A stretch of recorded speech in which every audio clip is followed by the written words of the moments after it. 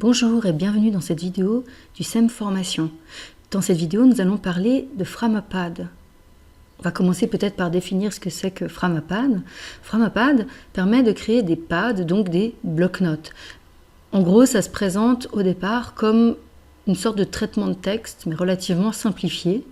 Et il a pour avantage de permettre à plusieurs personnes d'écrire simultanément sur le même document et donc de modifier le même document simultanément. Un avantage de Framapad, c'est que c'est très simple d'ouvrir un bloc-notes. C'est aussi très simple de partager un bloc-notes. Et donc, on peut vraiment l'utiliser de manière relativement spontanée, relativement ponctuelle en classe, sans que ça nécessite un investissement gigantesque. Autre avantage, comme il s'agit d'un outil en ligne, on va pouvoir l'utiliser en classe, en présentiel. Disons qu'on emmène nos élèves en salle informatique, qu'on les fait travailler sur un bloc-notes. Mais on peut aussi l'utiliser à distance. On peut en fait très facilement partager un lien avec des élèves et leur demander de travailler depuis chez eux sur un de ces bloc-notes, un de ces pads. Comme je le disais, ouvrir un pad, c'est fait en quelques instants. Et utiliser un pad, c'est aussi quelque chose de relativement simple. On peut facilement expliquer aux élèves comment utiliser cet outil. Et donc, ça permet vraiment de le faire sans prise de tête particulière. Et puis, dernier point, c'est un outil qui est libre et gratuit. Et ça, c'est évidemment toujours un avantage. Maintenant, nous allons regarder comment ouvrir un pad et comment travailler dessus. La première chose pour accéder à Framapad, ça va être d'ouvrir un navigateur, n'importe lequel, ici en l'occurrence Firefox, et d'entrer dans la barre de recherche Framapad. Le premier résultat ou un des premiers résultats sera toujours Framapad, éditeur de texte collaboratif. Il vous suffit de cliquer sur le lien et vous accédez à la page d'accueil de Framapad. Dans l'encadré gris qui se trouve un peu plus bas, vous pouvez créer votre pad. Donc vous indiquez tout simplement le nom du pad et vous indiquez aussi la durée du pad. Donc comme nom, on va choisir quelque chose qui est en lien avec l'activité proposée. Disons que vous voulez faire écrire un conte à vos élèves. Donc vous allez indiquer tout simplement conte de fées. Pour la durée, vous pouvez choisir ce que vous voulez entre une semaine et un an. Je vais sélectionner pour cette fois-ci une durée d'une semaine. Donc ça dépend évidemment de l'utilisation que vous voulez faire de votre bloc-notes. Vous cliquez sur Créer un pad et quelques instants après, vous arrivez à cette page. Donc vous constatez qu'on a une interface qui ressemble plus ou moins à un traitement de texte avec par contre déjà pas mal de texte tapé à l'intérieur. Donc là, il va falloir commencer par l'effacer puisqu'il s'agit en fait d'une sorte de marche à suivre un peu simplifiée pour l'utilisation du logiciel. Ok, maintenant, une des premières choses à faire quand on se connecte, c'est d'entrer votre nom. Donc vous voyez qu'ici, vous avez l'icône afficher les utilisateurs du bloc-notes et vous pouvez entrer votre nom d'utilisateur à vous. Donc on va imaginer deux élèves qui travailleraient simultanément sur Framapad.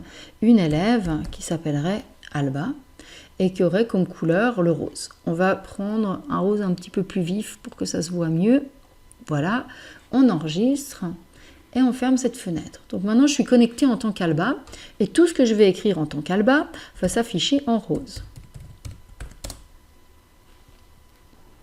Donc pour ce qui est des autres fonctionnalités, vous avez des fonctionnalités assez typiques du traitement de texte qui apparaissent par ici. Je pense que la plupart sont tout à fait familières à l'énorme majorité d'entre nous. Pour pouvoir montrer comment fonctionne Framapad, je vais maintenant utiliser la fonction partager et intégrer ce bloc-notes qui permet en fait de partager le bloc-notes avec d'autres personnes. Donc en l'occurrence ici vous avez un lien vers le bloc-notes qu'on peut copier en faisant par exemple CTRL-C et que je vais maintenant reporter dans un autre navigateur. Vous verrez que c'est un petit truc mais qui permet à Framapad de m'identifier comme deux personnes différentes. Donc je tape le lien dans Chrome et voyez qu'ici Framapad m'attribue une couleur différente. Donc il pense que je suis quelqu'un d'autre. Ici, Si je clique sur la petite icône, affiche les utilisateurs du bloc-notes, je vais pouvoir entrer un deuxième nom, en l'occurrence Albert. On va faire en sorte qu'Albert ait une couleur bien distincte d'Alba. Voilà. Maintenant, quand Albert va participer au pad, vous voyez que le texte qu'il va écrire s'affichera dans une couleur différente. Et donc, ça permet vraiment de voir qui écrit quoi dans le cadre de ce travail. On constate également que si on passe notre souris sur un texte en rose, on a le nom d'Alba qui apparaît et en jaune, c'est écrit « moi » puisque c'est Albert qui écrit. Ok. Alors, ça, c'est vraiment la fonction de base qui permet de pratiquer l'écriture collaborative tout en sachant précisément qui dit quoi, qui écrit quoi. Il y a un certain nombre de fonctions complémentaires que nous allons voir maintenant. Mais avant ça, je vais écrire un début de conte de fées. Ça rendra les choses un tout petit peu plus concrètes.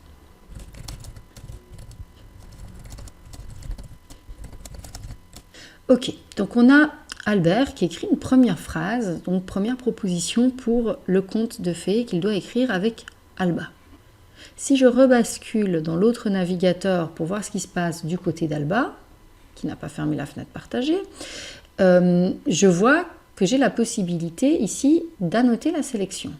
Par exemple, Alba trouve que de choisir un prince comme protagoniste, c'est pas très adapté. Elle peut le signaler à Albert ici.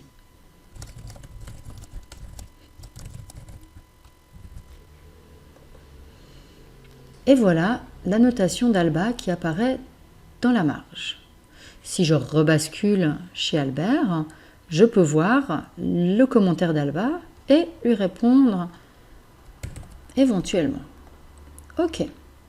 Je peux également d'ailleurs proposer une modification, remplacée par une princesse. Voilà. Et ça va permettre de nouveau de l'autre côté d'appliquer la proposition. Et vous voyez, c'est magique, la modification a été faite. Si à ce moment-là, Alba est satisfaite de cette interaction, elle peut effacer la partie commentaire et on a donc le texte qui a été modifié. Ok, donc ça c'est une des options qui est proposée par Framapad pour augmenter en fait l'interactivité, si vous voulez, de l'écriture à quatre mains.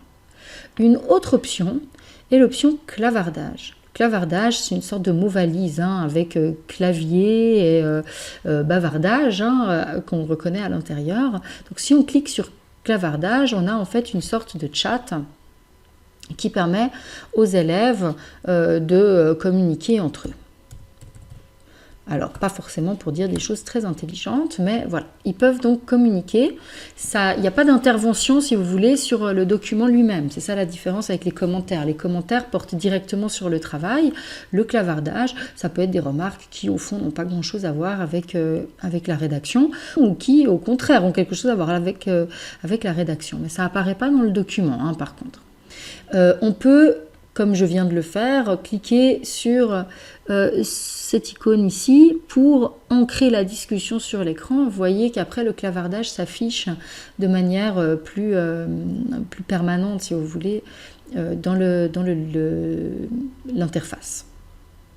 Ok, donc là on a deux fonctions qui sont vraiment intéressantes.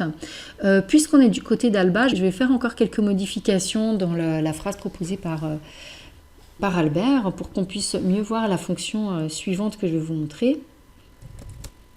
Ok, donc on a ici une fonction qui est très intéressante, c'est celle-ci, l'historique dynamique. Donc si je clique sur historique dynamique, je tombe sur une vidéo qui me permet en fait de voir ce que chacune a apporté comme contribution dans le document de manière chronologique.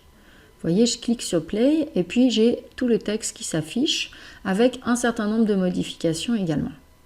Ça permet vraiment de voir comment les élèves ont travaillé, par exemple. Ça permet aussi aux élèves de retrouver en fait des éléments dont ils étaient plus sûrs. S'ils veulent, par exemple, retrouver une version antérieure du document, ça peut se faire aussi par ce biais. Ok ? Ensuite, quand on a fini de regarder, on peut cliquer sur « Retourner au bloc-notes ». Une autre fonction qui existe ici, c'est l'étoile, enregistrer la révision. Ce que cette fonction va faire, c'est qu'elle va enregistrer la version du document telle qu'elle est actuelle. Donc si par exemple, les élèves ajoutent une phrase supplémentaire, on pourra ensuite revenir à la version d'avant, hein, ou garder la version actuelle. Je vous montre ça pour que ce soit plus clair.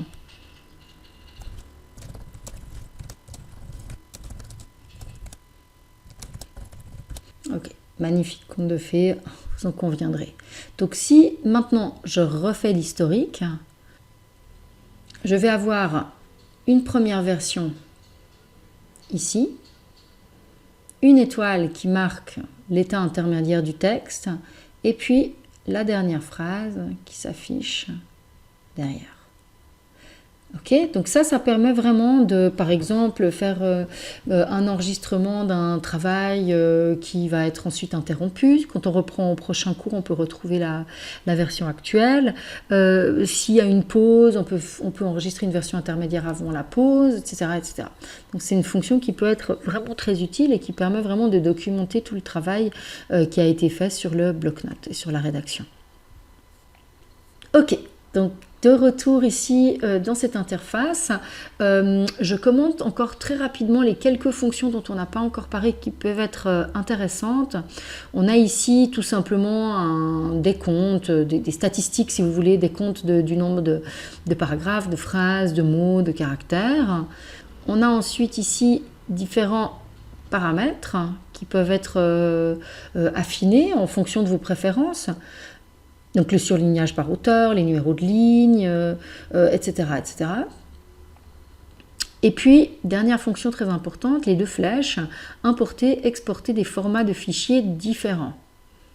Donc là, c'est vraiment une fonction qu'on va utiliser à la fin du travail plutôt. On va en fait pouvoir prendre le texte tel qu'il est et puis l'exporter. Donc on va pouvoir l'exporter par exemple vers Word ou bien vers le traitement de texte d'OpenOffice au format ODF. Ça permet par exemple de refaire une mise en page un petit peu plus complexe, un peu plus jolie si on le souhaite. Si le document reste exactement tel qu'il est, on peut l'exporter par exemple au format PDF. Voilà. Et puis peut-être un tout dernier élément, vous avez ici un œil qui est barré. Ça, c'est l'option qui permet en fait d'effacer les surlignages sur le document et donc d'avoir un résultat un peu plus net à la fin, avant par exemple une exportation ou au moment de la relecture.